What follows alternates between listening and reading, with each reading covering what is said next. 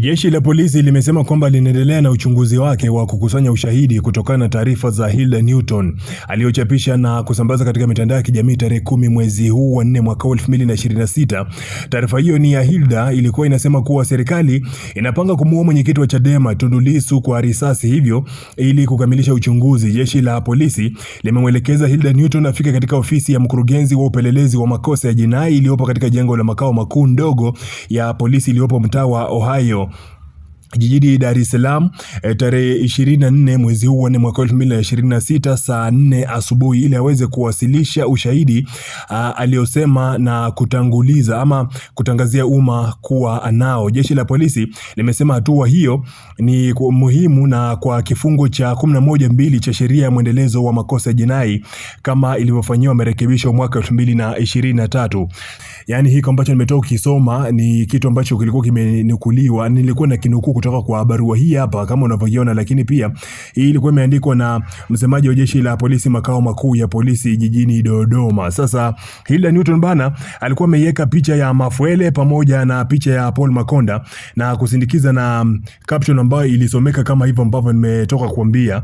Just in case kama ulimiss, maana caption hiyo bado ipo tu, na aliweka tarehe 10 mwezi huu wa 4.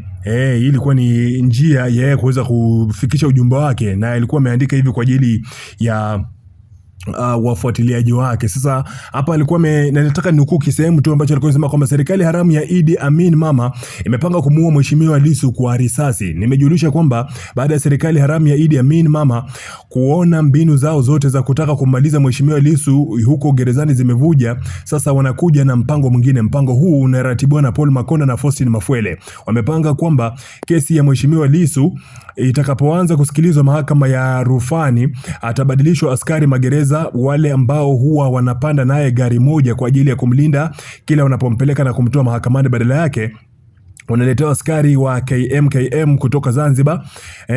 Hao ndo waliokuwa wanapanda naye gari moja na watavalisha nguo za askari magereza ili wasishtukiwe. Wamepanga kwamba baada ya hapo kesi ya kuahirisha mheshimiwa Lissu atakapokuwa inatolewa mahakamani kurudisha magereza, wakiwa njiani convoy ya magereza itavamiwa na watu wenye silaha, kisha watamfuatilia risasi.